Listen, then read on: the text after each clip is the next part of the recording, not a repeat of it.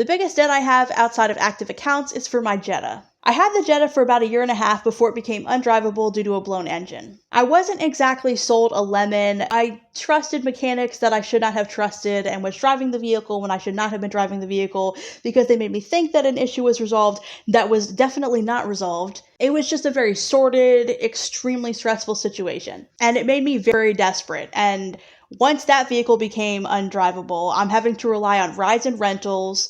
I'm not at all in a position to be getting another vehicle right now. So I'm hemorrhaging money on rides to work. I'm trying to maintain Jetta payments so I don't have to deal with a repo. I had to borrow some money from family for a down payment. It was a whole mess, and I ended up with a second car note. So the whole situation was very sordid and very stressful. And in the end, it just became too much to try to balance the Nissan payments and the Jetta payments, plus all my other expenses. So eventually the Jetta was repossessed. I was in communication with them leading up to the repossession.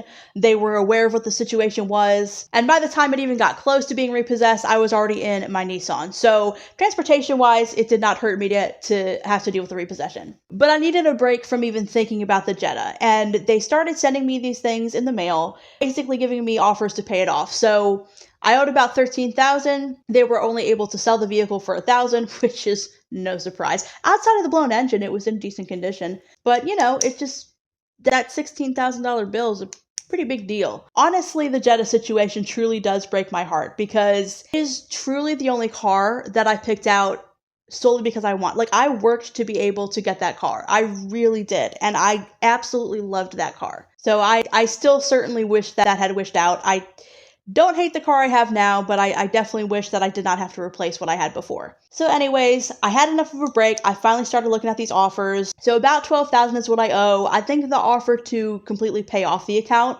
was almost $6,000, which for a one-time payment on a $12,000 debt is really not that bad. I wish I had the money lying around so I could just do that, but of course I didn't. I really wish honestly, on a $12,000 debt, for them to accept a $6,000 payment is actually pretty decent. I really wish I'd had that money around so I could take advantage of that, but of course that's not the case. So I did look through the other options. I did consider the lowest monthly payment, but I felt like that wasn't really the best thing to do, especially if you consider in my August recap, I overspent in a certain category by like $300. I realized once I looked at everything, okay, if I really want to make this work, I can find a way to make this work. It might not be pleasant, it might not be very fun, but I can find a way to make this happen. Now, the option with the lowest monthly payment, I think the lowest monthly payment option would have been like $250, $260, somewhere around there, but it would have been for about 3 years, or maybe a little over 3 years. This debt is for a car I don't even drive anymore, okay? I want this off my plate.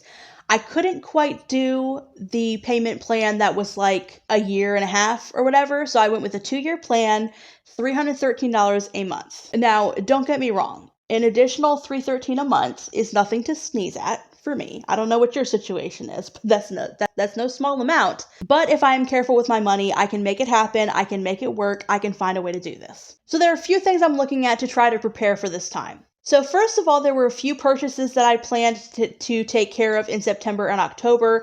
I can easily move those to November or December just to give myself a little bit more time to adjust to this new amount in my budget. They're things that are not really urgent. Anytime you're looking at your budget and you're trying to decide, what do I pay this month? What do I pay next month? It really boils down to what can't be put off. And the thing about this Jetta payment is what I realized as I was considering not calling them, not setting up any of these payment plans, is the more I keep putting it off, it's just going to continue.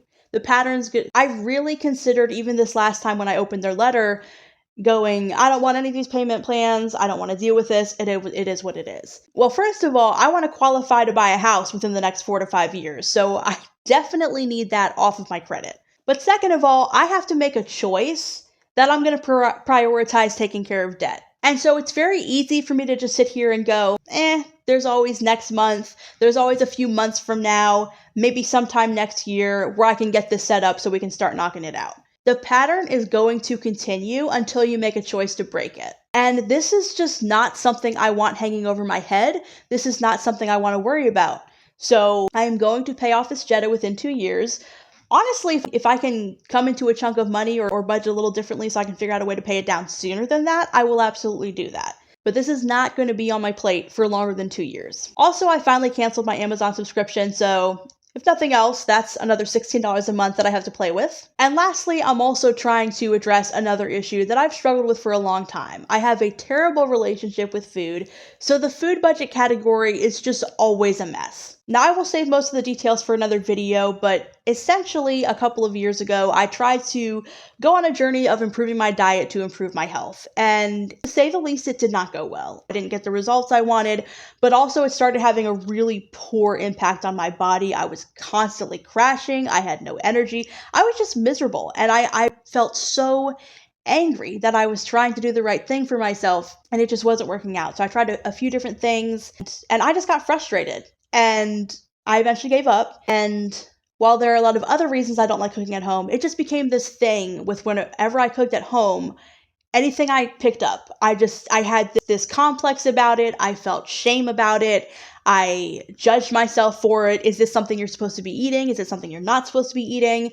It's almost like I'm developing an eating disorder. Like, it was really weird, but I don't have that feeling when I go out. I just order what I want and I don't think about it and it's fine, which is still not great. But point is, I did not have the mental burden. And I would still occasionally make the right choice. Like, it's like, okay, if I'm having this item, these other items need to be healthy. Like, I would kind of have a mix and match approach to it. But anyways, the point is, I have been dealing with these for a while and it's just grown and grown into a bigger problem. And now I'm to the point where I'm not really making healthy choices at all. But then in terms of how I'm handling my money, I'm eating out exclusively. I'm not cooking a single meal at home. So in August, I spent about $550 on food, and in September, it was over $600. That is ridiculous.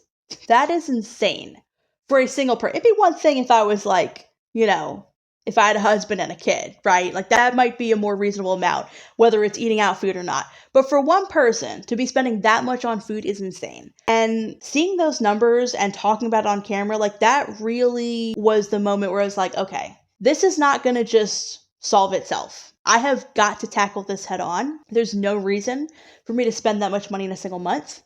There's no reason for me to stop thinking about my health just because I had a few bad experiences. Obviously, I was either applying bad information or there was something I misunderstood, or maybe I need to seek professional help and speak to an actual nutritionist. I don't really know what I need to do in terms of the health aspect. But in terms of the money aspect, it's time to start having a grocery budget and minimizing or completely eliminating the eating out budget. Because I really don't get to sit here and say that $313 a month is difficult to come up with if I'm spending $600 a month on food. So don't misunderstand. I am absolutely not looking forward to making these payments, but I am looking forward to this debt being behind me. I am looking forward to getting started on this and no longer putting it off.